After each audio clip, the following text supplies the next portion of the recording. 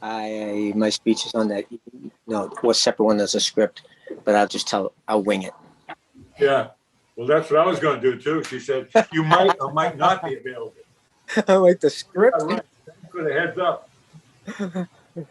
Okay, we're all set. I think if you can just establish quorum, Jim, I can read it after that. Actually, good evening. My name is Jim Sabin. I'm the chairman of the Drive-In Site Utilization Committee, and I will take a roll call for quorum. And I'll start with Tom Roach. Here. Dave Reed. David Reed. He's not on. Okay. Susan Britta. Here. Hi, Susan. Hi, Sue. Stephen O'Neill. Here. Here. Rich Bilski. Here. Jim Sabin is here. Am I missing anybody, Kathy? I don't have the... Bud Nugent. He sent Bud. me. Yeah, he sent me an email saying he had a work emergency. Okay. Well, it sounds as though we have a quorum. Yes. And in that we have a quorum, I call the meeting to order, and I'd ask the moderator to take over from here. Sure. As allowed by the June 16th, 2021 Act extending certain COVID-19 measures adopted during the state of emergency, the August 16th, 2021 Drive-In Site Utilization Committee meeting will be held by remote participation. My name is Kathy Williams, and I am the town planner and will be serving as moderator for this virtual meeting. Although there is no in-person attendance, every effort will be made to ensure that the public can adequately access and participate in the proceedings. Persons who would like to view or listen to this meeting while in progress may do so by watching via this virtual meeting or dialing into the number provided on the notice of meeting. We will also live stream, which we are doing right now, to YouTube channel for viewing. Please be patient as we work to overcome any technological challenges with the virtual meeting. For all meetings, all audience participants enter the virtual meeting muted. Participants will be unmuted if called upon to speak by the chair or the moderator. If you are not speaking, please mute yourself to avoid unnecessary background noise. Do not use speakerphone or Bluetooth devices when speaking, and all votes must be roll call votes. None of the items on the agenda right now require a designated public comment period, but public comment can be taken at the discretion of the chair. I will now hand the meeting back to the chairman. Thank you, Kathy. This is a kickoff meeting with our consultant Beta and town staff and the Drive-In Site Committee to discuss the design and permitting of the Riverwalk Park, otherwise known as the Drive-In Site, the boardwalk and event space proposed for 669 Route 28 West Yarmouth. So, Kathy, are our presenters present? Yes, I think I'm going to see if Eric might be able to start the presentation and share his screen. And it's going to be a little bit of a combination, but mostly Beta kind of talking about some things. And we have some questions for the committee that we'd like your input on as we're moving forward.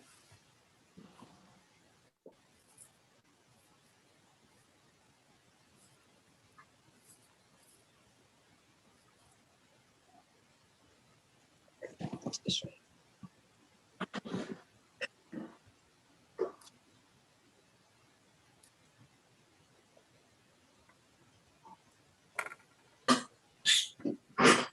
Hey, Kathy, are you able to see that okay? Yes, we are. I am anyway. Okay, great. Maybe I'll let you start with Kelly, and then we can get into it. Good. So I can start if you want to head on to the next page, which would be the so this is the agenda for the meeting. Everyone, I'm Kelly Carr, and I think a lot of you probably recognize me from previous meetings when we were doing the feasibility study. For our agenda, we're just going to do some introductions, then we're going to talk about the project scope and give a status update on the scope and what we're doing right now. So that's with site investigations, the Riverwalk Park, the boardwalk, and the event space. And then we'll just talk about our anticipated schedule. So if you want to go to the next slide. So here's our organization chart that many of you may have seen with our proposal.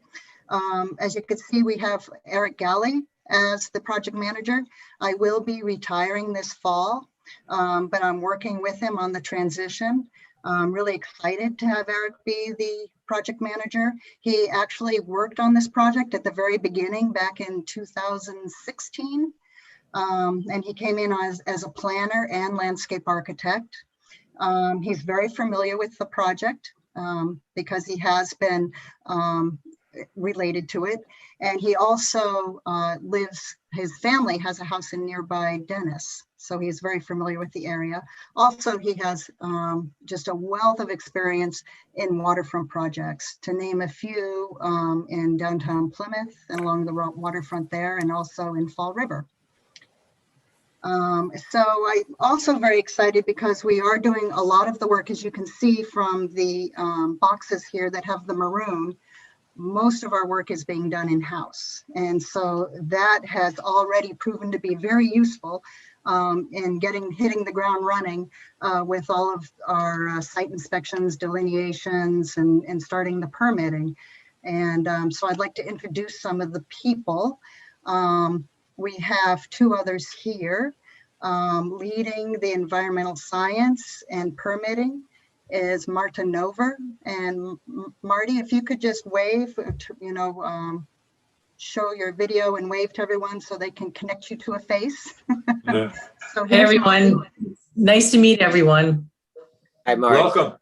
And she joined us when we merged with the company Nova Armstrong. So she has much permitting background. And Chris Jones is our head structural engineer. And Chris, if you could. Hello, everyone. Show your video. There he is, Chris. in the office. And so he will be the lead on all the structural components of the Riverwalk Park and also for the boardwalk. And so we're very excited about that. And then we do not have our civil engineering and traffic here right now, but at some point you'll probably be seeing them. The other, if you want to go back then, Eric, to the PowerPoint, you can see on the bottom there in the light blue, these are all of our sub-consultants, but most of them are really for the phase we're in right now, where we're doing the site investigations. If you go to SAR, they'll be working with us on the electrical and mechanical engineering of the restroom area and also for the event space. And so that's it. We can go on to the next slide. And of course, all of you drive-in site utilization committee members. And on to the next. And town staff. So we're really excited to have you all here today. We're going to take a pause after slides so you can all ask questions. And if we forget to do that, please feel free to chime in. And anyone else on the team, this is meant to be an informal discussion and kickoff meeting. So next slide, please. So I'm sorry, this oh, one I that's think okay. probably, yeah. Yep, this is just the plan that everyone has seen.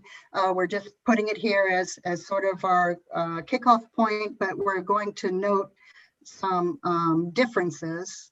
And is that in a later slide, Eric, or is that in this slide where we note those? Yeah, we'll get into that a little bit later. I think we were going to start off with just kind of where we left off in 2018, right, with this kind of master plan, and then talk a little bit about what we've been doing since then, most recently. Eric will do that right now. Okay, sure. So thanks for the introduction. I'm a landscape architect and planner and had been to the site, as Kelly said, a couple of years ago. And most recently, we've been back the last 2 weeks on the ground working with a biologist to do the wetlands delineation. And this is a graphic that kind of shows what we've been doing along the river edge. You can see this inland wetland that's been identified and flagged, as well as these coastal features, this red or kind of pink color along the edge here of the river. And we went out into the edge of the marsh as well, and also flagged the interior sort of forested wetland, shown as WF3 over here, this guy. So all those flags were done. The field work was done last week, and the surveyors were out in the field picking up those points. And so one of the things we wanted to do is make sure we were able to tie those into the survey update. Based on the field walks, we were able to identify some locations and do some preliminary staking of possible boring locations for the boardwalk. So this is some work with the boardwalk alignment out here, sort of looping around the edge of the marsh and making its way back in. And we were also able to get those boring locations picked up as well. So those will be in the new survey that we're hoping to see in the next 2 weeks or so. Eric, Sure, go ahead. you want us to stop and ask questions, or you want us to ask questions at the end? Yeah, that's a good question. If you give me like 2 more slides, I thought we could then kind of stop talking about the investigations that we're doing. We kind of broke the discussion into a couple segments, and then that would be a good time for questions on site investigations. We thought we'd just kind of go through each sort of chapter, if you will, talking about what we're doing now, and then get into the Riverwalk Park, the boardwalk, and then the event space. So sort of 3 other parts. I'll just do these, and then you can feel free to ask the questions as we go. Thank you. So this is what got staked out in the field, and we're going to come back and talk about this in greater detail when we get to talk about the boardwalk. But this is the work that's been done. This is kind of what it looks like today. There's a bit of a trail out there for those of you that have been out, sort of above the high tide line. This is a stake for one of the potential boring locations. Chris is on just in case folks have more questions about sort of the boardwalk or the borings and how that process works. This is what the equipment looks like for, I think this is for set up for geoprobes, but you can see these kind of lightweight flexible mats. Those would get put down on the surface of the marsh to protect the marsh while the equipment drives out to do the soil investigations. So the rig itself is relatively narrow, so there'll be a little bit of understory cutting to get it out there, but it's going to sort of track out there along some of those existing footpaths that are there today. So I'll stop with this, and this is just kind of an update on what we've been working on in the last couple of weeks since we got started. I guess the end of July, and it'd be fine time to ask questions about the site investigation component if you'd like to ask right now. Okay. I have to apologize because I'm kind of flying blind here a little bit, but this is Jim Saban, chair of the committee. So the bore locations, I noticed they don't make a complete loop. Is the intent to continue that, or is there no need for bores over that side, or? No, that's a good question. The other side, I call it the eastern neck, if you will, the eastern forested neck of the site. There's a footpath through there, so that wouldn't be boardwalk. It would be on grade. And we actually completed that a day later after the borings were staked. So the boring locations are primarily out in the marsh, and then there's 2 upland locations in the drive-in site itself, just for the restrooms. And we wanted to know a little bit more about any structures we might build on the drive-in site. Okay. Hey, Eric, could you go back to the graphic? It shows the boring locations. Yes, I will. It's back.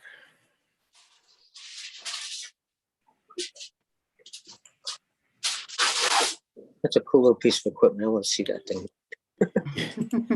Yeah, it's pretty nice in terms of its scale. Now, how far down will you bore? That's a question maybe Chris can answer. I believe that we're going 50 feet down. Rich Bilski, you have questions? Yeah, for Eric. Another question is, I'm looking at the alignment here. I'm noticing along Parker River. So you're going to put it behind that spine that shoots to the south there? Sure, So yeah. I've walked through there before. So is that going to be relatively at grade, or just a slightly elevated boardwalk with obviously where T18 is? There's a bit of a I don't know. It's a tidal cut or brook through there, but there's higher elevation. It drops off and it picks up again. Correct. So I can see there being a structure there, but once you get to the south of that T18, will it be closer to grade through there, or is that going to be on a 6-foot structure?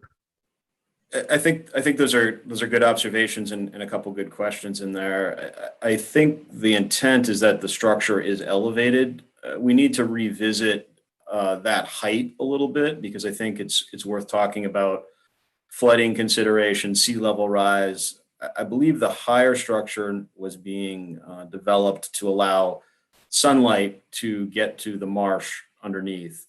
Right, but my curiosity, Eric, is if you look at T14, 15, 16, all through there, if that was pushed back slightly, those are elevated areas. It's more of a bush. There's brush and stuff in there. It's not salt marsh. Would it make Correct. more sense if you went through there, heading over to the right and up? Obviously, you would need an elevated structure just because of topography to get across where the channels at T18. But going to the right, you can have a lower rise structure that's not as high off the ground, conceivably, until you get to more of the salt marsh area. And then from my own experiences, if you go where T14, if you went up to the right slightly, there's a ridge that goes through there where there's some vegetation, trees, and some cedars in there, right? So if you go to, so if you went up a little bit further. Yeah, it sounds like you've crawled around out there quite a bit. I live over on this side, so I'm very familiar with it. So. Yeah, and I've spent some time Very with that. Good So question. Eric, maybe I can give. Yeah, go ahead, Marty. Rich, we took a look at that when we were out there. I actually had Laura Kraus, senior wetland scientist, and our wildlife biologist out on site to do the delineation of the salt marsh and the vegetative wetland. And one of the observations our wildlife biologist had was the importance of that different habitat that you were just describing that's out amongst the salt marsh. And our thoughts are it would be best to leave that intact because there isn't a lot of it out there, and it is providing some perch, habitat for Right. your coastal birds and things like that. So our thought was to keep the boardwalk over the salt marsh itself. So obviously it would have to be elevated and follow the guidelines for to provide adequate sunlight so that there'd be no impact to salt marsh. So that was what our thought was and why we're avoiding those higher areas because of the value of that habitat. Out there. My concern would be is there's a fairly large deer population that goes back and forth. And if you have the elevated structure going through there, is that going to cut off and impact it versus having a lower structure that's 30 inches or lower, which you don't need a railing for? And then my other concern is I've noticed here that things are shifting further to the west versus when you go to the south, you're going on the backside of that forested spine along Parker River to shield it from the community on the Gateway Isle side. However, on this side, we're swinging way out, so there's more impacts, and we're gonna have a high structure to all those houses on the west side along the salt marsh. So we're putting more impacts on that side. And I'm a little concerned about that. That's why the section from T13 to maybe T14 or so, if that was shifted on the backside of that spine where the red swiggle is, that'd be a little better if it wasn't that, because there's an inner little pond area in there.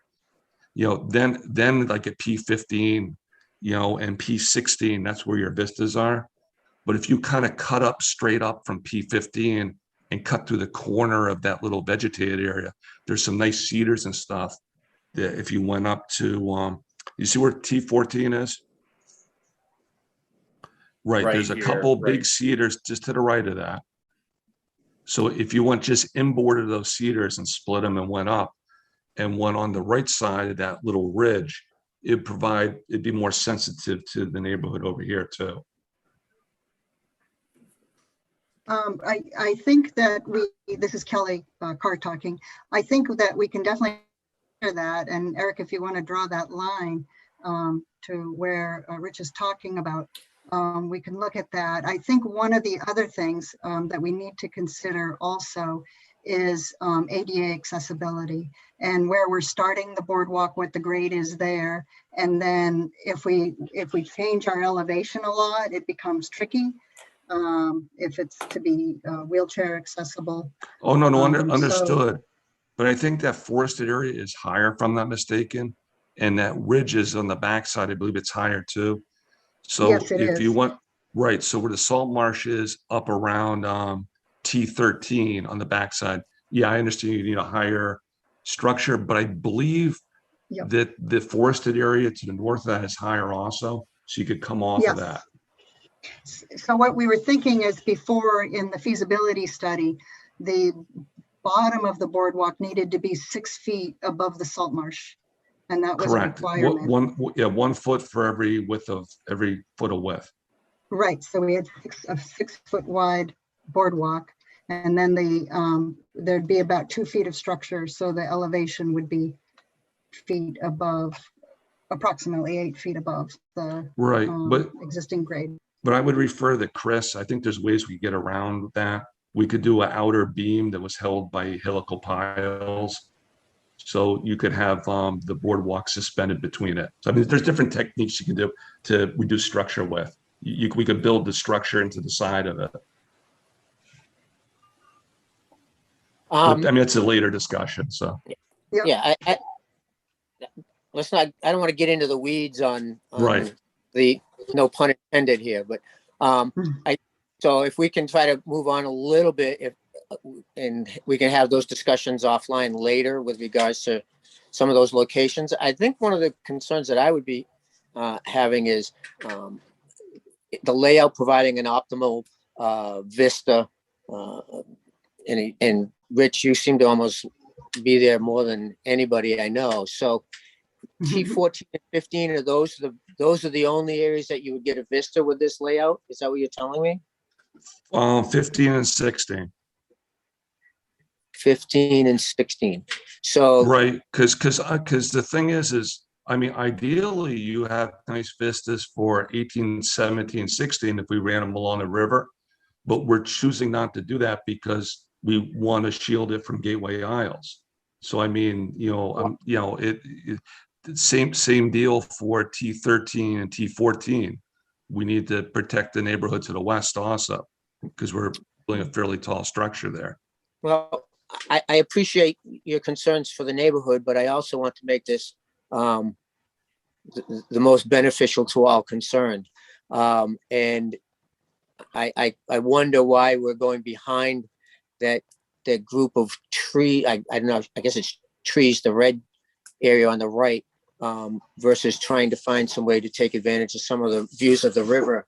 Appears to me by this layout that we're not looking at the river at all. We're simply looking across the marsh. Is that correct? Yeah, I think you're right. In this alignment, earlier versions, which I'll show you in a minute, we have it more into the interior of the presentation, sort of imagined this kind of slipping through this vegetation and the boardwalk being on this outer curve here. I'll just kind of draw what I remember.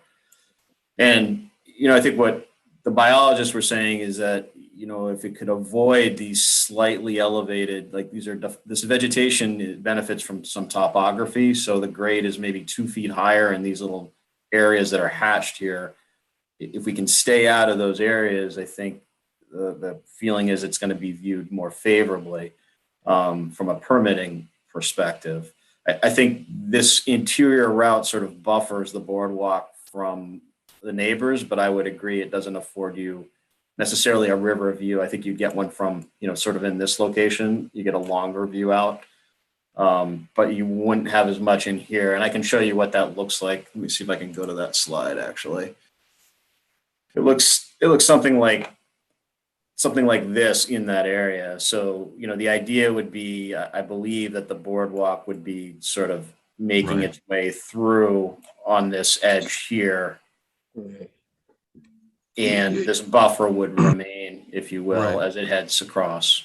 Yeah, you're correct, Jim. You basically have zero views at a river, other than that one crossing point where we go across that tidal stream. And Rich, don't misunderstand. I agree. We need to be concerned with the neighbors. But I think that if we can do it in a way that's beneficial to all, by still being able to do some of those changes, obviously environmental restrictions are primary to me, but we can make the layout in which there is a greater number of vistas. I think that it's all the better, but I'm going to yield to the experts with regards to that's just my opinions. Anybody else have to add with this, or should we go back to Eric to continue? Eric, is it possible to increase the size of the slide, like a full page? Yeah, I could take it out of the presentation and we could look at it, a little bit more zoomed in. It should be a full screen for you right now. No, it's not. Let me do this as let me see something like that. It's so intricate. Oh, that's getting there. That's pretty. Yeah, I'm on my phone, Tom. It looks. I can zoom in. So maybe that's a little bit better. I think. Yeah, so you can see, and again, these aren't necessarily overlook locations, these circles, it's just where we had staked locations. Right. Defining what we think is an initial cut at this alignment. Right. But I'm just saying, Eric, I could see some issues with your alignment, especially with an 8-foot structure there. So what I guess I would say is at this stage in the game, what we're looking at, and Chris can weigh in, we're really looking at where are we starting the system, and this is all available on a site walk as well. There should be a boring here at the beginning because we sort of need to know what the condition is as we step into the marsh. If we generally are in agreement that this route is going to go around this tip here, we know we'd like to do a boring or two, in this area. To be able to get a better understanding if we're in agreement on this portion of the route. I think if we all agree there's a crossing at this point, we know we need a boring here. And so maybe we're down to the finer points of what kind of investigations do we need for this leg. Is this going to be acceptable here, or would it be kind of veering off closer to the river? Right. I would maybe suggest a boring further back where your hand is now, or behind that vegetated, like I said, depending on what happens over there. So, I wouldn't say that that's a foregone conclusion, Eric, where T14 is not right. Well, I think you're right. This is a little bit higher through here. And I think like the actual route between the borings can be refined. So it's really where are we collecting data about the design. And if we're fairly confident we're coming around this outer edge and somehow through to some point, what happens here, I think maybe that's a site walk that right. we would need to do. But I would be concerned about that outer edge, Eric. Right. Rich is suggesting that we go on the inner water body side of that vegetated area. But there goes your vistas. Right, but Yeah. we're throwing away all the vistas on Parker River too. So it's just I'm Why saying. anyway? What happened is everything got shifted over to the west. I've noticed here. Originally, we were going to go through the spine of the backbone to the south, which I thought was a good alignment. And then at one point, we were going to go along the west side of that spine further down. See, yeah, here we're on that upland. We're going through the shrub swamp. So as you went back into the neighborhood, there would have been some taller plants and some cedars that would have shielded the boardwalk on the west side there as you approach the neighborhood.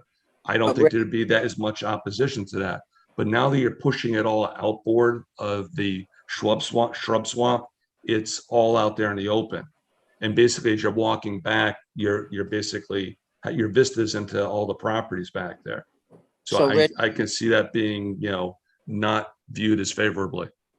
Rich, I fundamentally disagree with what you're saying. If you look at the blue line now that was proposed originally, it is where they are proposing the bores. So I don't think we're changing anything further to the west. No, that's wrong. If you could put the other plan back up, Eric, that is fundamentally different what you're proposing now. That area with the red outline with the crosshatch is the area we were going through originally. Red line with a crosshatch to the right. Right. So I think what we're saying is right. Yes. This vegetation right here, right? It was originally going through that, Jim. If you bring up the other plan, Eric? Yeah, I will. I think what you're saying is the route originally was maybe more like in. Right, In and here. I wouldn't see And then up objections to to that because it went through, there was little peaks out, but you had the vegetation kind of shielding it some, so it wasn't as overt.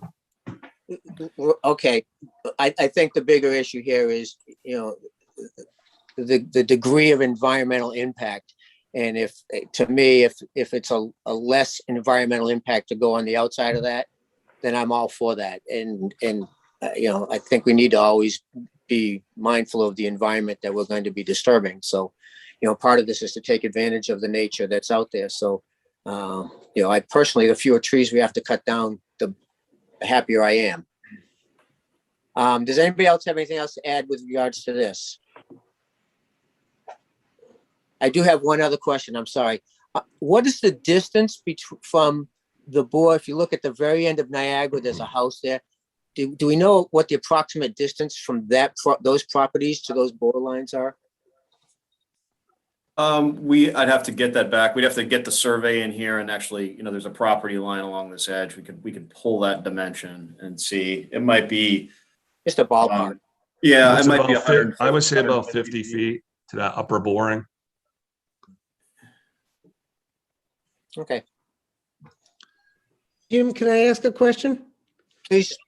You mentioned, Chris, you mentioned that you're going down 50 feet. What do you need to find at the 50-foot level? I mean, what kind of soil, what kind of boring, what do you need to find to help with this design, or to at least to support the design that we currently have? What kind of soil do you need to find? Well, we don't necessarily need to find anything in particular. We need to find out what's there.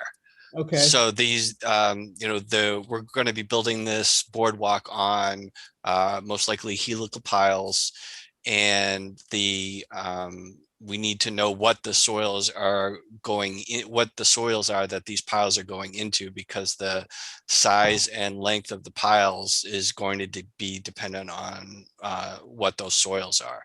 Right. The characteristics of those soils will be lead to what's the capacity of the piles. All right. Is there any, so I guess there's a linkage then between the condition or the type of soil, as you said, and the ultimate size of the piles. Is there a correlation there? Yes, there is. Okay. At what point does it become so weak that you can't put piles and we might have to reconfigure the design? Is there a standard? Well, I don't. Susan, there really is no limit. It's just a matter of how much are we willing to spend. Oh. Rich always says everything. Yeah. I mean, just the characteristics of we're expecting to see out here is mostly sand with maybe some layers of organics, but I'm envisioning that this is going to be mostly sand and is not going to be an issue as far as being able to get enough capacity for a conventional boardwalk design. Okay. Chris, how about if you found good soil at 30 foot? Would you take advantage of that? Well, yeah, we're going all the way to 50 to make sure that we get enough samples. We don't want to. That's what we budgeted for. Is we want to go there. We want to make sure that we get enough information that our borings reflect the soil profile for as deep as we think we need to go. Because what we don't want to do is to only go to 30 feet and say, it turns out that these soil properties aren't good enough and our piles are going to need to be deeper than 30 feet. And now we don't have enough soil information for what's below 30 feet. So we feel if we go 50 feet, that should be deep enough for what we're going to need. Okay, thank you. Anybody else? Okay. I have a question. It's Kelly Grant. Yeah.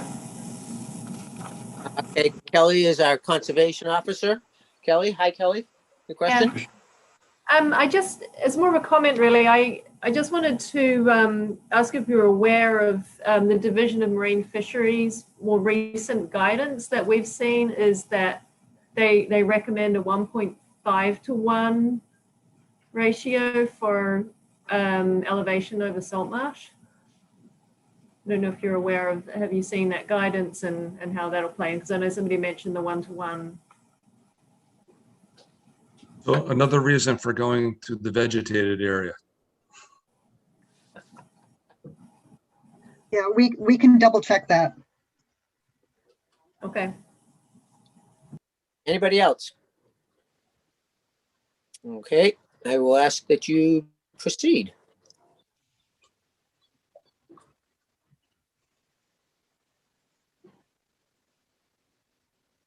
Is that going to be Eric that's going to continue? Yes. Can't Eric, are hear. you having technical difficulties there?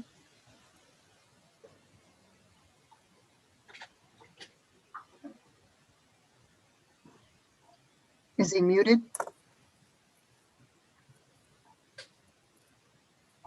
There we go. No. Yeah. Well, I can start until he's able to come in. Can everyone hear me? Yes. Yes. Yeah. Okay. So again, it's Kelly Carr. So here we're just discussing the Riverfront Park, and just a few updates to that, a few thoughts that we have, and those are areas that are circled in the yellow. And one of them is to, and our traffic engineer will also look at this, but one of them, because of the turning lane that's here, thought is to move this crosswalk on Route 28 a bit to upward in this drawing, so that it crosses on the other side of the entrance. And then one of the things we are looking at is possibly moving the bike path to that side, and it might continue around the event space, and then it would have a whole circulation path going around that. Another thought is that we definitely want to keep up with what's happening to the proposed pump station, and to make sure that we're aligned with what's happening there. Another update is you can see the big long kind of oval in those tree areas. Those were originally put there to be more of a buffer, and that's when we were thinking of maybe developing that area. Well, now with the event space, that may change, so we'll relook at the planting there and how that interface is between the Riverwalk Park and the event space. And then lastly, down on the end there, that's an area where we're thinking of looking at the possibility of having the restroom facility be there instead of up at the beginning of the parking lot area. And really that just has to do with the floodplain, and the grade in that area is a little bit higher than where we're originally looking. And it would be easier, since we have to have the finished floor be around 14 plus minus, that we can kind of look at that being there, and then it might be work a little bit better with the event space also. Kathy, did you have anything else, or did anyone have anything else to say? Eric, are you able to talk now?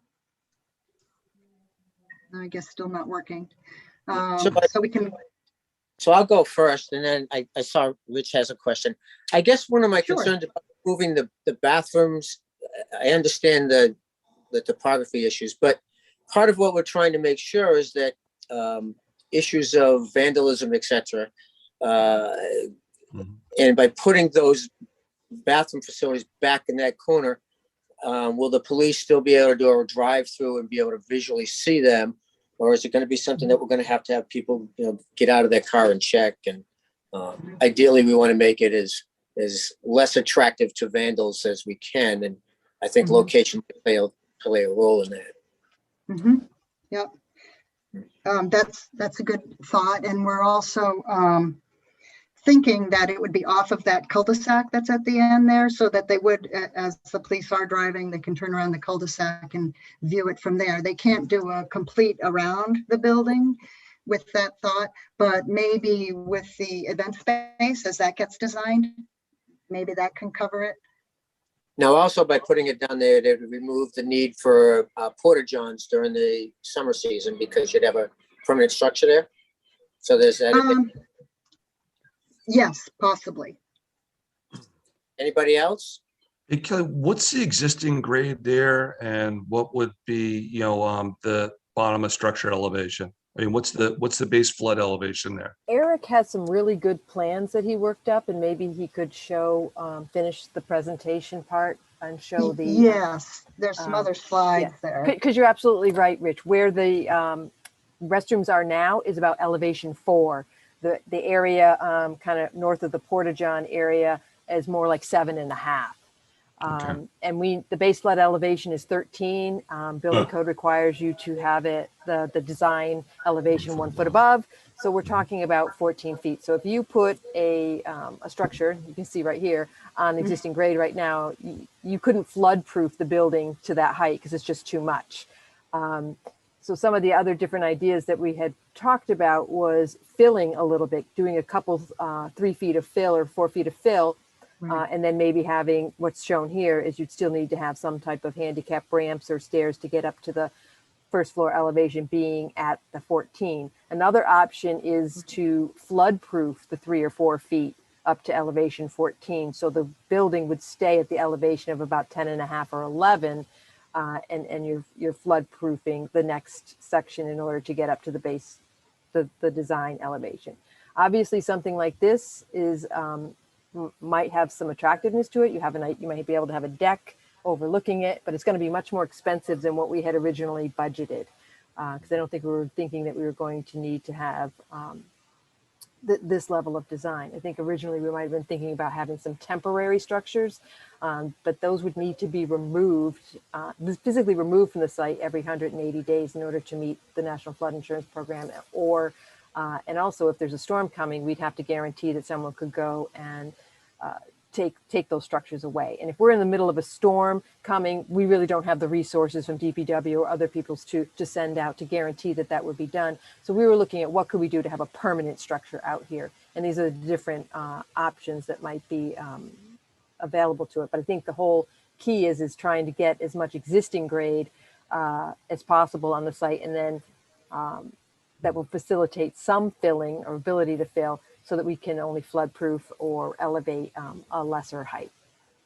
So, Yes, and also the next slide that Eric had on for a minute, just to add to what Kathy just said, here's another possibility. If it is up on piles, that maybe underneath could be used for storage. If there's a need to store something, there would be fill to allow for fewer stairs and further handicap accessibility, but it could still be maybe designed in a way that, there could be a use underneath. and we'll cost that out both ways. Is that correct? We were just interested in hearing what the committee thinks of these thoughts and just to have a discussion going right now. Hey, Kelly, is this a V zone, A zone, or is it an AE13. A velocity? What's that? AE13. Okay, so there's a Floodplain. velocity component then. No, it's not a V zone. No, but I think the AE, I believe, has wave action, though, if I'm not mistaken. Marty, do you know that answer? All of them. I believe there would be some wave action. Right, and if that is the case, I believe you could do some filling, but you can't place the building on fill, I believe, if I'm not mistaken. Only if it's a straight A. Okay. Thank you.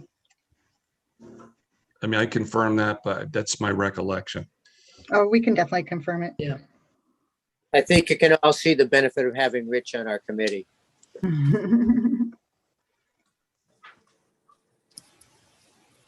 think I don't know if we're continuing to talk. So it sounds as though the committee is somewhat interested in looking at the different options or making sure, I think it sounds like we need to make sure that we can do from a regulatory standpoint, one option over the other. Right. One of the things that we had been talking to Bruce Murphy about was the fact that if we're going to have municipal sewer coming to town and we're going to have a pump station at the entrance to this property, what's the point of going through all the expense of trying to put in a septic system on this property? I think a septic system might be difficult to put on this property. So the idea of having some type of tight tank that would need to be pumped out until the municipal system is in place, in which time the tight tank would be converted to a pump station and pumped to, along with the piping, we'll have that all in place and pumped to the municipal system. So that's something that also that's a little bit different than what we have been talking about previously, and I wanted to be sure that the committee knew about that. Yeah. Kathy, I think that's a good point. I think that's what we have to plan for, is the use of the municipal system, because ultimately that is where it's going to be connected. So what we talk about now should have that as a basic Right. sort of tentative belief, is it's going to be attached to, and let's build to that standard and then have it planned to be connected to the system. Kathy, Yes. if I could ask you, I can't see if anybody's raising their hand or not. So if I could ask you, if you do see somebody who has could you let me know? I will. Yeah. Thanks. We do have two visitors, Bob Flynn and Mary Vilbon, and Tom Nicanello had been here earlier, just so you know. Anybody have any additional questions before we proceed? Yeah, just Steve, Kathy, I just wanted to check in on, I'm with Jim as far as locating the bathrooms at the rear of the site, looks to me like, as opposed to more closer to 28. And for what you just said, I think has a lot to do with my thinking on that. One is, I agree with Jim as far as security. Last thing we need to have is a remote location for bathroom facilities, particularly if you can't get around it on a vehicle. That's because we're just asking for trouble with that. Right. And second of all, if in fact we are going to be putting a pump station closer to 28, it makes eminent sense to me to keep the bathroom someplace close to it for future. Right. The one thing I'd say, Jim and Steve, though, too, if we end up having to do the elevated structure, then if it is at the end of the cul-de-sac, having to drive around it is less of an issue because there wouldn't be a deck behind it. They'll be able to see underneath it if, anything's going on. Yep. Okay. So. Understood. And then typically any system they put in, we'd end up having to probably put a grinder pump in, and it would be a small pressure line that would go to the new lift station. It's typically HDPE. It'd probably be 2 inches in diameter, so it's not really a big expense. It wouldn't be gravity. Anybody else? Jim, can I make another, this is Susan again, Jim. I don't know if you can see me. I also want to keep in mind the comment that was made earlier about the potential use for the event space and having the bathrooms tied into maybe an overall concept of that, tied into what's going to happen at the event space, and how we can make the bathrooms at that point an integral part of that plan. So wherever they go, I think we get lots of variables to consider: the pump station, the event space, and where we're going to make the best use of the bathrooms, especially if we're going to have to invest in something that's going to be fairly expensive.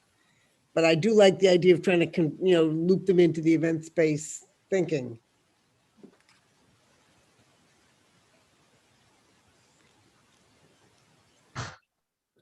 Okay.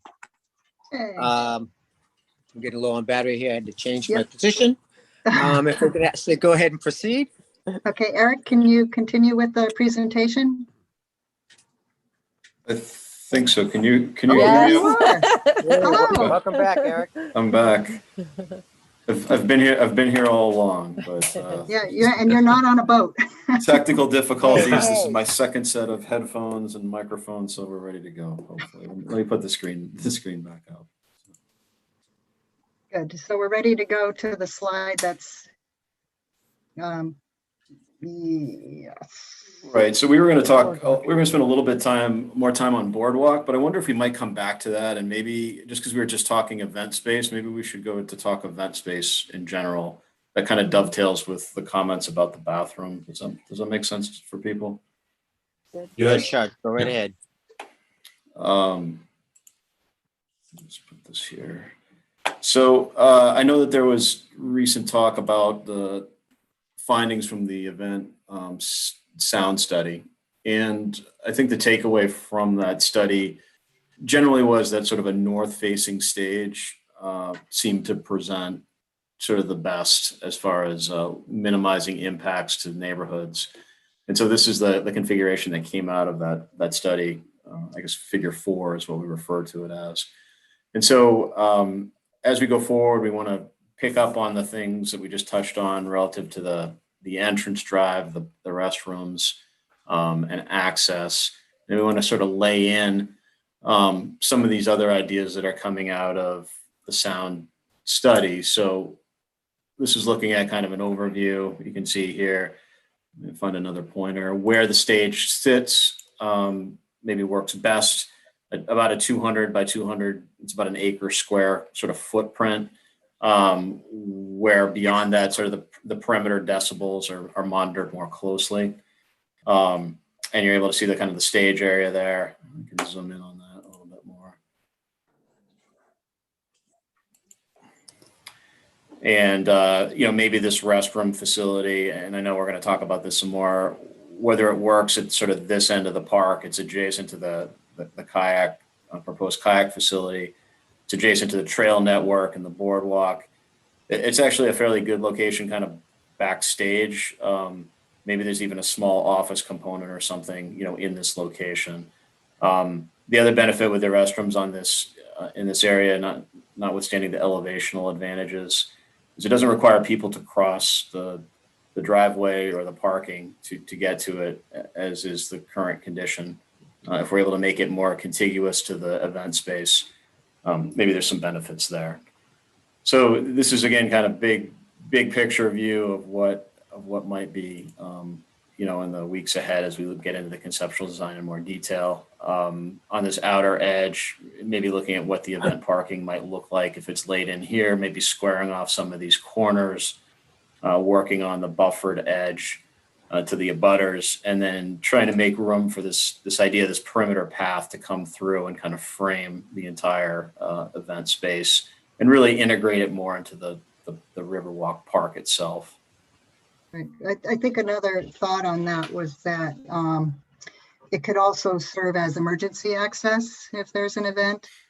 So the idea is that it would be maybe as wide as a bike path and could be used as a bike path, and also when there aren't events, but it could also be emergency use. Now, that would be, what type of material you wouldn't pave that, would you? Would have to look into it. I mean, I know we don't want to pave. We want to pave as little as possible in these areas. Hey, Kelly, I would recommend pavement, but utilize porous pavement. From a maintenance standpoint, we can't maintain it. ADA is going to be a continual issue if they got to be grading it. So that's usually the best compromise. Okay. And then Eric, the stage, what do you refine this more? Will you be rotating that about 30 degrees and pushing it back to where that little, where it kind of bulges in the top left corner, because to correspond with the sound study? Yeah, if you go on that back diagonal, like where it bulges out the most, yeah, go up a little bit.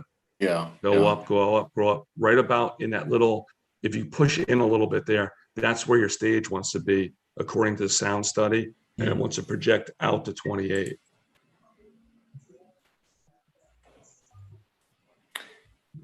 Yeah, that would certainly be a piece of the refinement of the design process. I think I've seen a couple different models. I think maybe Irish Fest, and I was looking at some other sort of what's happening backstage and how much clearance needs to be there, and can we tuck it in the right place and still allow for the circulation that we need behind it. Right. But it is a process of kind of giving all of these things sizes and shapes. Right. The most efficient kind of parking layout, working on that. Right. And then, yes, we can bring that up into this corner. And this, so you're aware too, is there's a lot of debris back there that needs to be removed. There's hundreds of boulders that are back there that were from when the landfill was closed and we capped it and built the other 9 holes of the course. So they were brought over in anticipation of either doing a marina or being brought out as part of a reef system out in the sound. So And there I mean, they those would sit. have to be removed. What's that, Jim? I said it, and there they sit. And there they sit, exactly. And then anything we did for event parking, I'd recommend that it's grass with maybe turf block or something else so we could use it for, you know, other kind of events like antique fairs, other things. You know, I don't think we want gravel or stone or dense graded. We would want grass for that area, but you might need to stabilize it in some manner. Yeah, that makes sense to keep it grass, given the use and this breathing time that it has, you know, between uses. Right. So we just lay it out efficiently, and maybe this Right. is access might be pervious, you know, or a porous pavement system Right. like the path. Yeah. Right, but they have like you could use they have PVC systems, concrete stabilizing beds you could put down that you could put the grass in it just to you know, to stabilize the parking area. Sure, we've done parking lanes, parking lots and fire lanes out of Right. synthetic, like a plastic, you know, extruded Right. circle Right. that and supports the. Right. We're using it right now in a project. And, One of the, just a quick thought, when you mentioned the boulders, I know early on in the concept, we were hoping to maybe repurpose some of those boulders, just as some features where maybe we will site them in some good locations, but also to possibly use them as seating if there's, you know, a little council ring or something. So we were hoping to, you know. I would use some not of them. recommend that, Kelly. We found out from personal experience on project I worked on, boulders are not ADA compliant Oh, for sitting. Okay. for sitting, and everything has to be, in other words, it's not accessible. We've actually had problems using cut granite slabs as seats. We had to put backrests on them now, and it's you know, we had to provide facilities for Right. all of our users, and everything has to be accessible. So Yeah. Okay. Then could be- maybe they could just be marking them decorative, as but- turns in paths or something like that. Yeah. right, Or don't have to necessarily remove more of a them. naturalized planting area. right, but it can't be defined seating.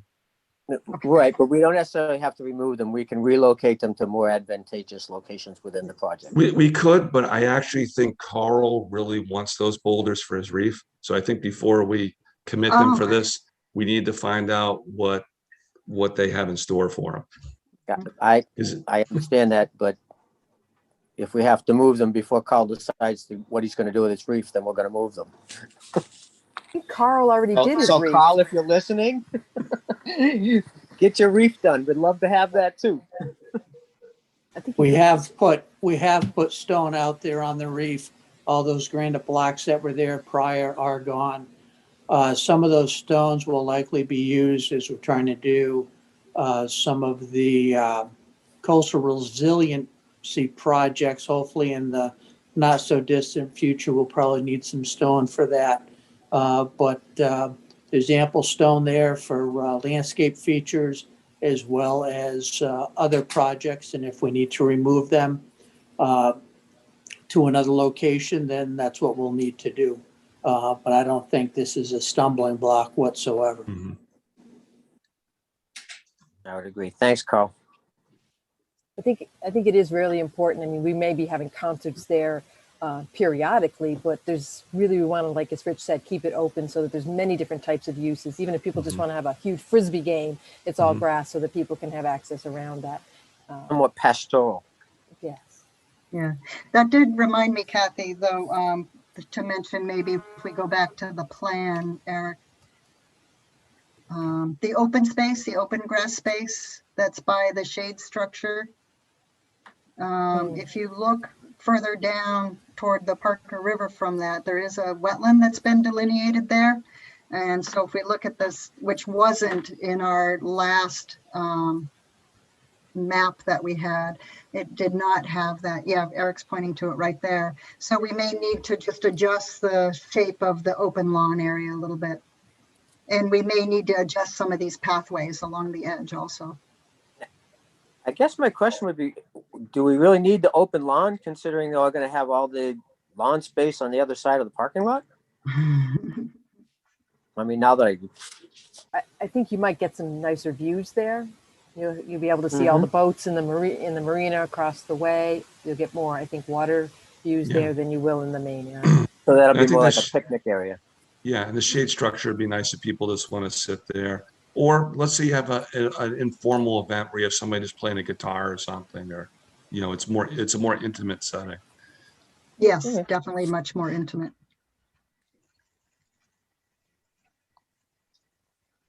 Okay, Eric, go ahead and proceed, or Kelly, somebody. Sure. So pieces of this process, including sort of the refinement of the placement, things we just already talked about as we get into the event space design, parking and circulation, the idea of that perimeter pathway system, really integrating that pathway system into the rest of the Riverwalk Park stage area, the audience space and defining that, and sort of looking at what kind of underground utilities are necessary to support events here on a regular basis. And that may include line speakers and monitoring equipment, the ability to set up monitoring equipment and set stations. Events could be recorded and the decibel levels could be recorded for documentation in the future. Those kind of things we're going to be getting into and looking at a little more closely as to what it takes to support events and kind of standardize the way events sort of fit onto the site, if you will. And then the restrooms, which we had touched on before. And Eric, can I touch on the utilities? We're going to need to coordinate carefully with the DPW because there's the opportunity for to co-locate some stuff with them. Because of the lift station, we're going to need to bring 3-phase power in there with a pad transformer. So if we could capitalize on that, we don't have to have multiple services coming into the property. So there's some efficiency to be gained there, but coordinating, finding out what kind of power requirements they'll need. Yeah, that makes a lot of sense to do sort of sooner rather than later. The location of that pump station at sort of the gateway to the park, the configuration of the roadway, all those things need to be location of the force main line, from the restrooms, wherever the restrooms land, all those things should be really talked about. And it's almost not too soon to kind of get that initial conversation going. I think there's somebody from the DPW on this call. We have been coordinating with CDM, or we have reached out to them, understanding that there's going to need to be a lot of coordination between our project. There is that isolated wetland in the front. There's setbacks from that, so making sure that they can still fit in the pump station that they need, especially if we're going with the Yarmouth treatment option, where that would be a little bit larger pump station. And the aesthetics of it need to be a little bit higher level to make sure that it fits in with the entrance, so to speak, to the Riverwalk Park. So we're trying to coordinate with CDM on that as they move forward. Right. And then additionally, Kathy, they'll have to coordinate with Mass DOT for an access permit, and we'll probably want to consider like an RFB crossing there. Well, right now, that's a good point, Rich, because the project that Mass DOT is doing from the Parkers River to the Barnstable Town line includes rapid flashing beacons on all the crosswalks there, including the one in front of us. I think we just need to coordinate, and that was one of my comments to Mass DOT. We need to coordinate our entrance because it's going to be a little bit wider than what it is today, and then also the exact location that would be best. Maybe it does need to be, as Kelly was talking about, it does need to be on the west side versus in front of the pump station, so we're not damaging all the beautiful landscaping in front of Captain Parker's. Okay, Kelly? Yes, I think we're ready to proceed to the next slide, Eric. Sure, let me just get back to that here.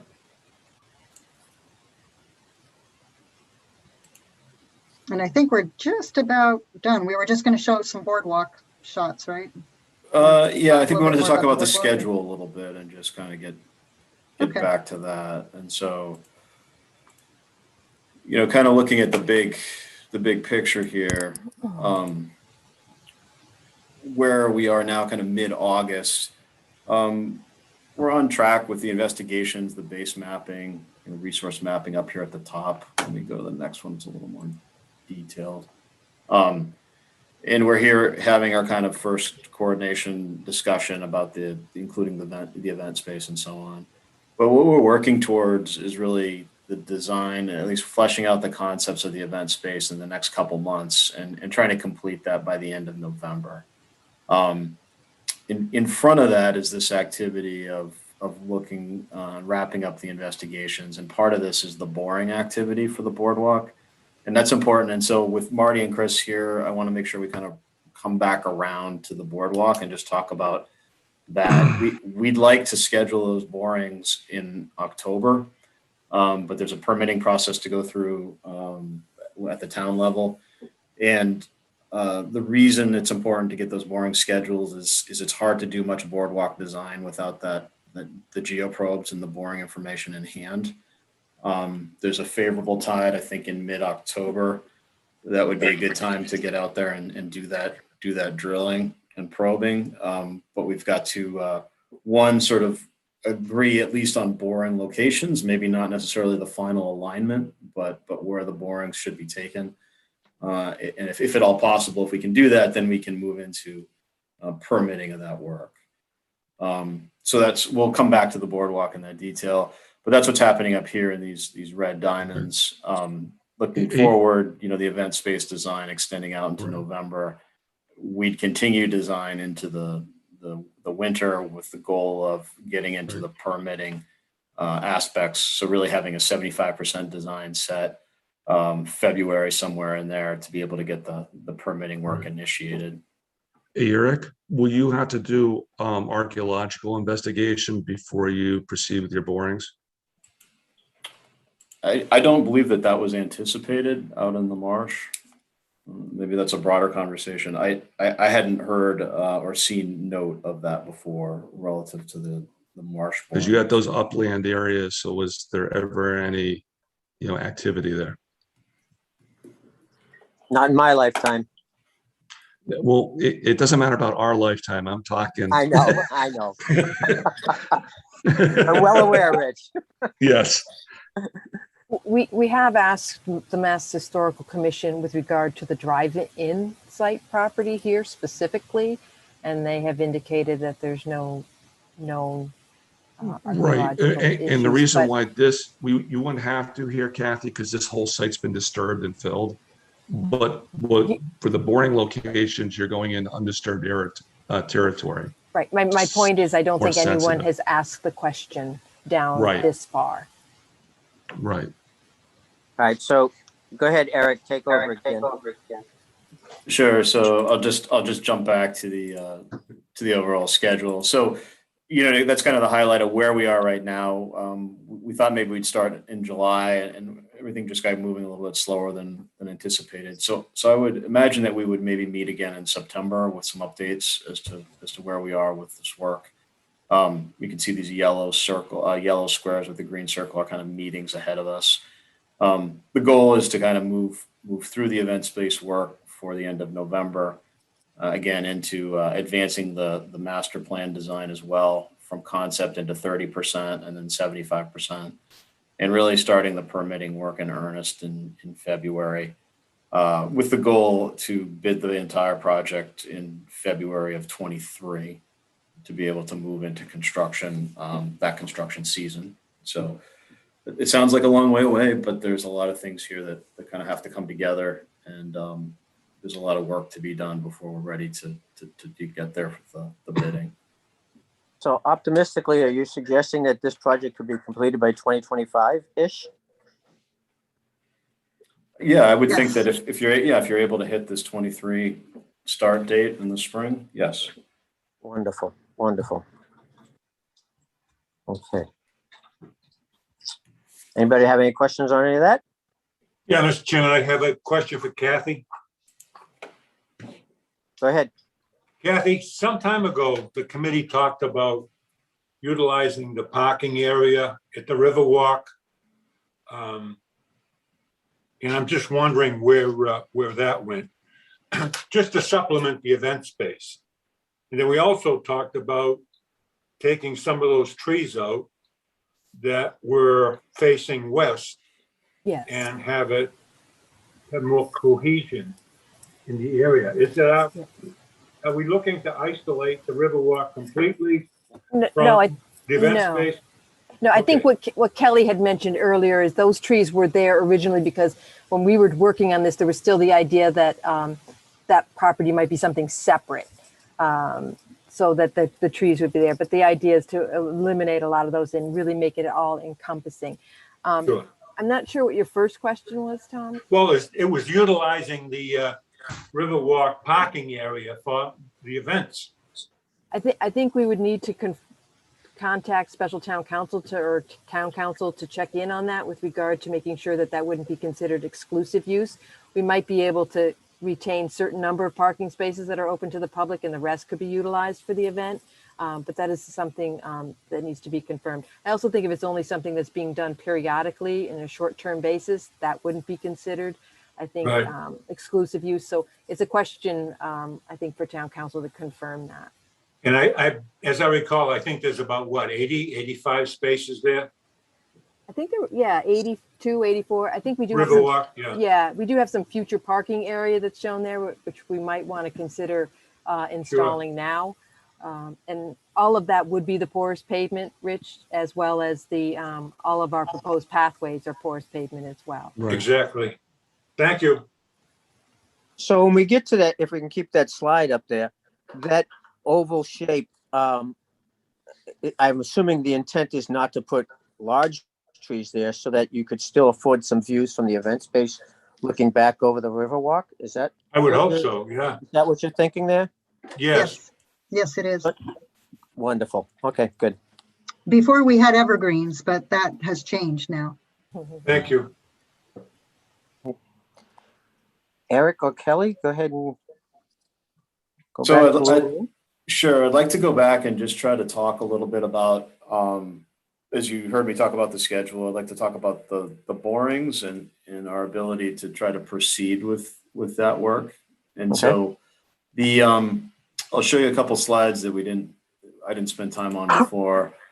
This was the alternate alignment that was selected, option 1C, which kind of had this large arc. It didn't have a spur.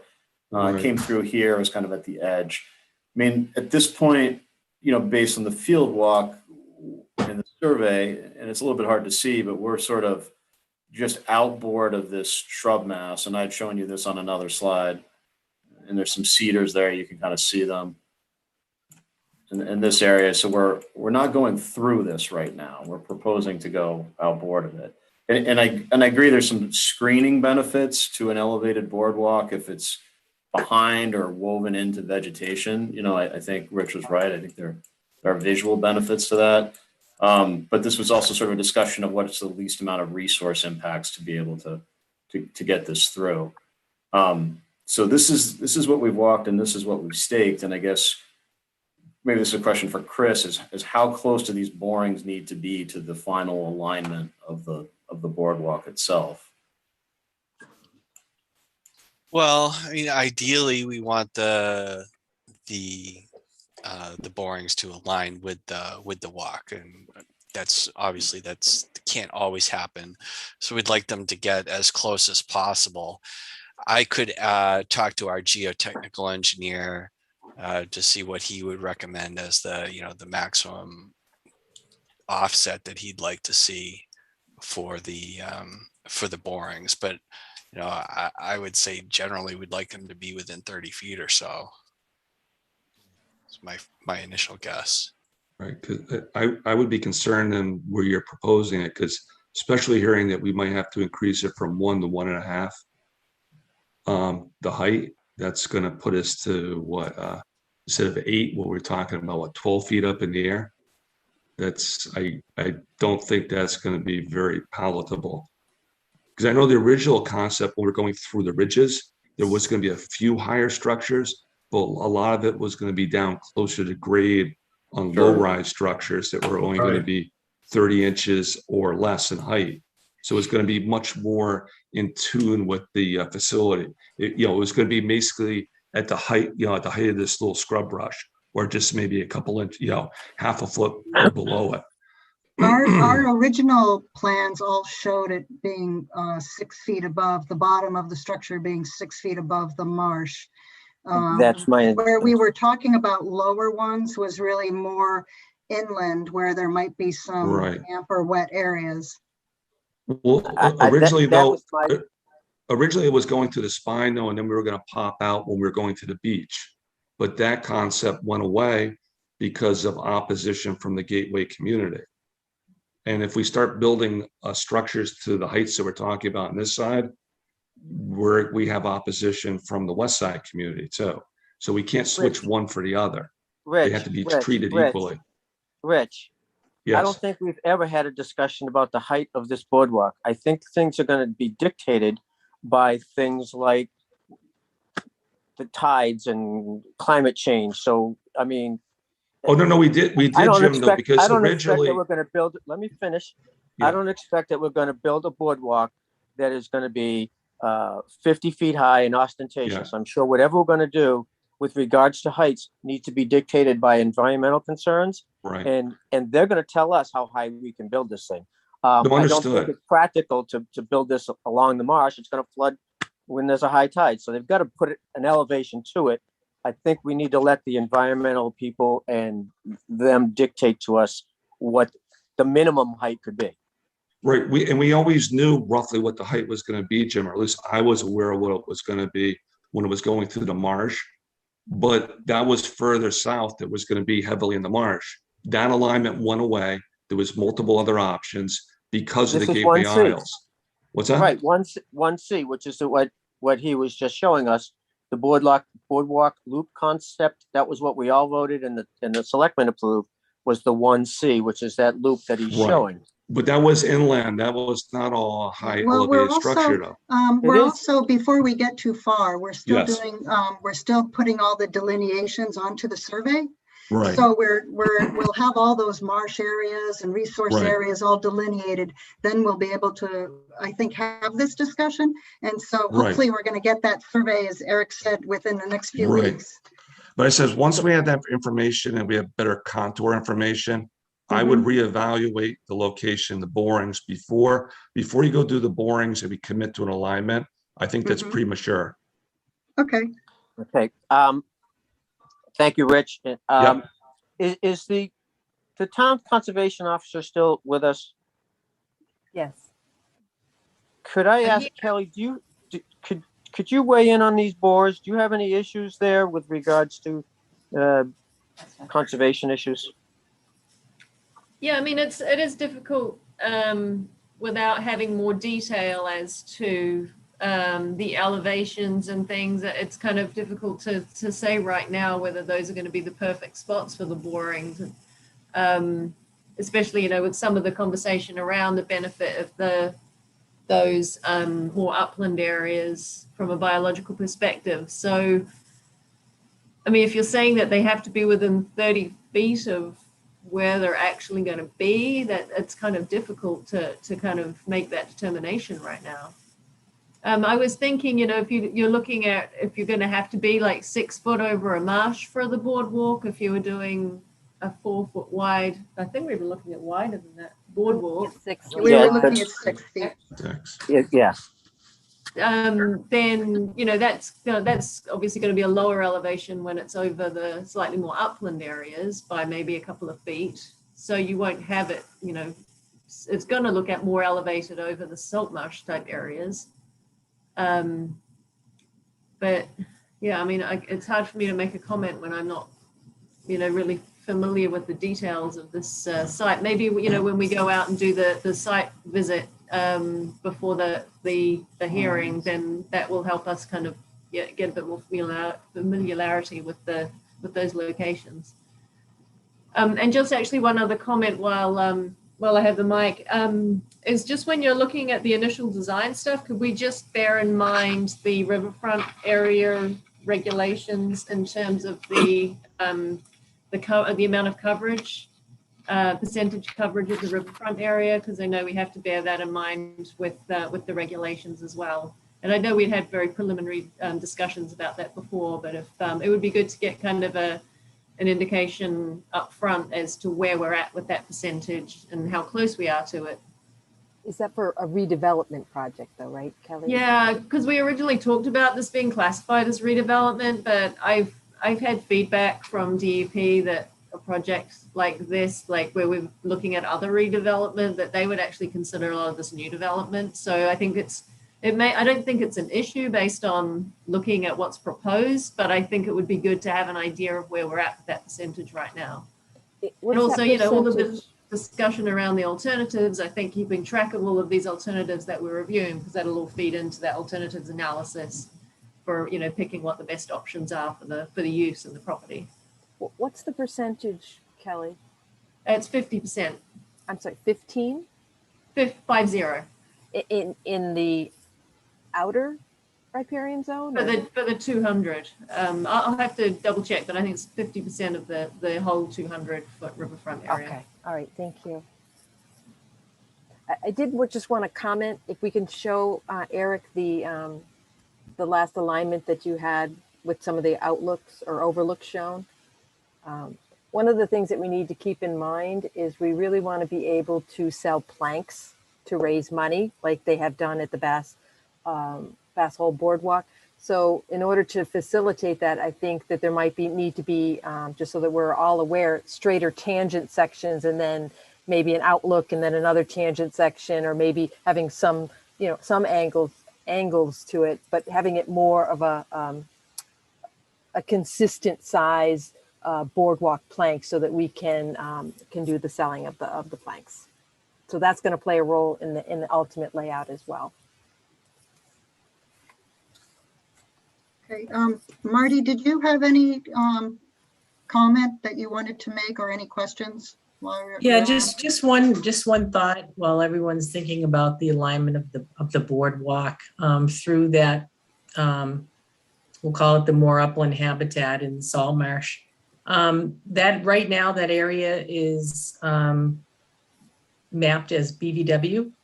So if the boardwalk was to go through that area in places, that would be alteration of BVW. This is a limited project under the the coastal regulations, so it is allowed. The commission could permit it, but I was wondering, what I'm sure Kelly doesn't know what the commission's thoughts would be right now on allowing some BVW alteration for the boardwalk versus over the salt marsh, and based on the height and the height of the boardwalk over the salt marsh, it would be presumed not to have an impact to that salt marsh. So just food for thought for now, but that is a consideration in our alternatives analysis to where that boardwalk is going.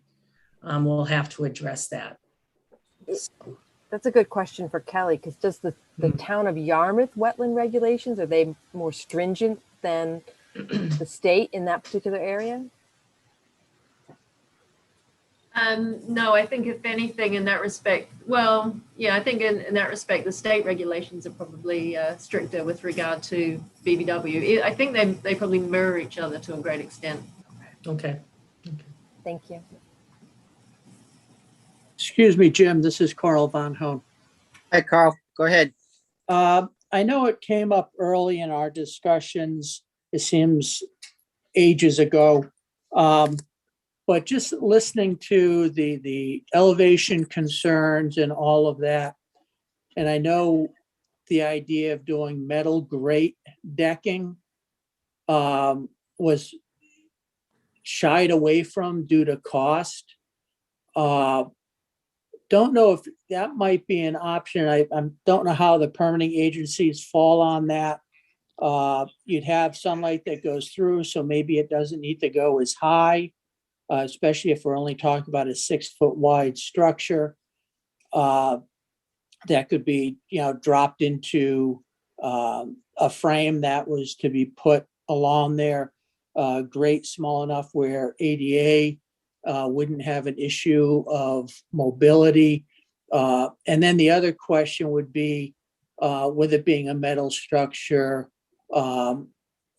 being lower for flowage to go over it versus having to put the structure high so flowage could go under it because of the decking component. Just food for thought. I don't know if, maybe it would be worth just doing a quick cost analysis on that and where that might fall or give us any benefit in the permitting end of things. Just food for thought. Thank you. Thank you, Carl. Is the grading handicap accessible? Yes. Yes, it would be. So the grading that you're talking about is pictured in the our packet as the boardwalk amenities, grading at a corner bump out. Is that what you're talking about? Yes. Upper left-hand corner? That's what we were showing for the overlooks where they needed to be wider because we didn't want to extend the planking further than 6 feet. Right. Okay. Well, we're not selling So any boardwalk planks then.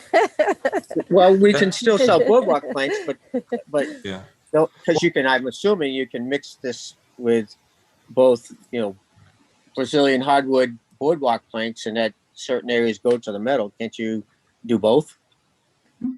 That was the I would original think you could- intent.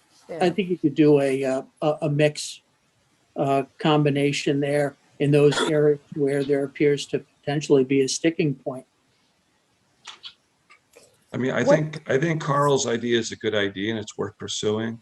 The only issue is, my understanding is different agencies have different views on the effectiveness of it. So you'd have to kind of vet it out with them. Some are more favorable to other ones feel it doesn't enhance it at all. So you gotta kind of feel the water on that one. I'd also be concerned about the aesthetics. Yeah. Keep in mind, stainless steel will rust under those conditions. Right. Low tide, high tide, you're gonna get seagrass, seaweed on top of that. He's correct. Okay. Could you go back Anybody to the else? previous image for a minute? Which one's that? The one that was just on the screen?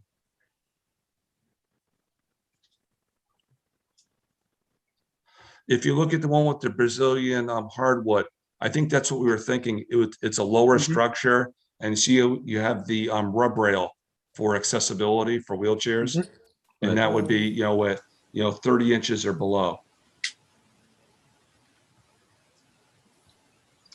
So I'm all set. Eric? Kelly? Yeah, I think we really appreciate all of these comments because it definitely gives us an idea of what everyone's thinking going on this. And I think, we'll definitely wait until we get the survey in and have all the resource areas in and take everyone's, considerations into mind and see what we can do. Okay. Anybody else have anything else to add? Okay. I got to tell you, I'm excited to see that we're on track to move this project forward. Obviously we're going to tweak things as we go.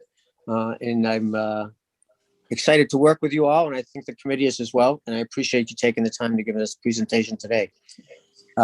If I don't have anything else from anybody, I think the only other discussion I need to have with the board is next meeting times.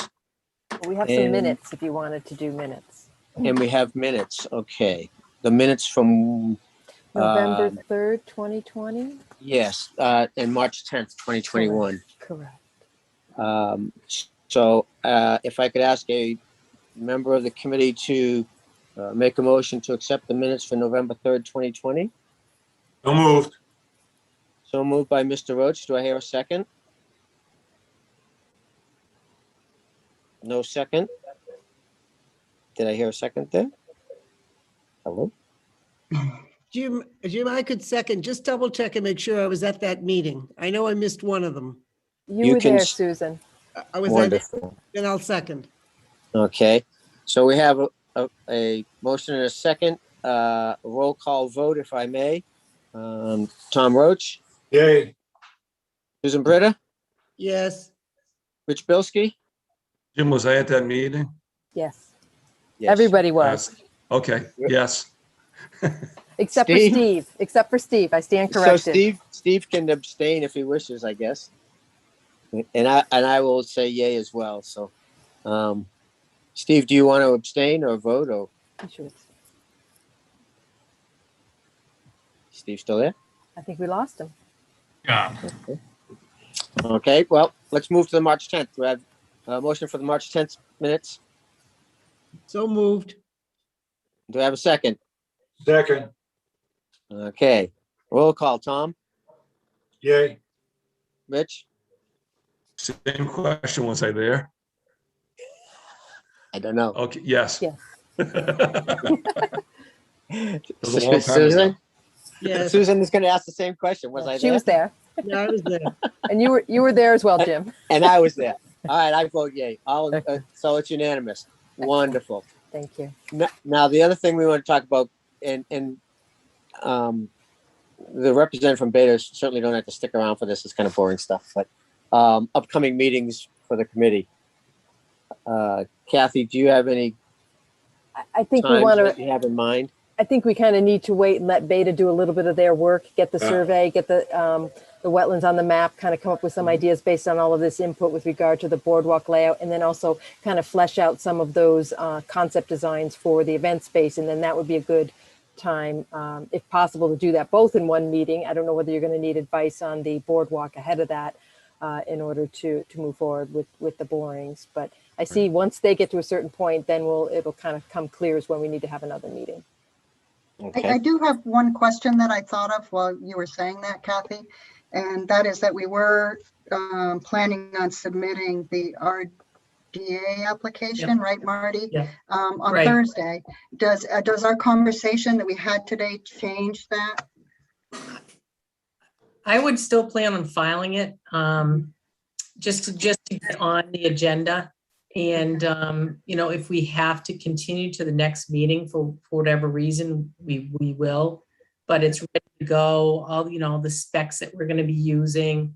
And if we get to that hearing process, or, then we'll obviously request, if we have to request a continuance. And we may, get to the point where we've got the scheduled onsite with the commission on the 30th, which is the Monday before the meeting. If for some reason, we're not ready for that onsite, we'll postpone that too, because we don't want to waste the commission's time. But I think we should be on the agenda and get things going. But it is important because we're also coordinating with getting the borings done, and they have a very tight, tough schedule. So they're looking out a couple months in advance. So Right. we're able to get on their schedule for around October 11th.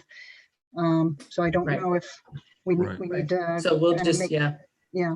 Okay. Kelly, I'm concerned though too, though, we do have to take a hard look at it, because doing my numbers here, we're gonna have 11-foot high structure. So we're gonna have to look at that carefully.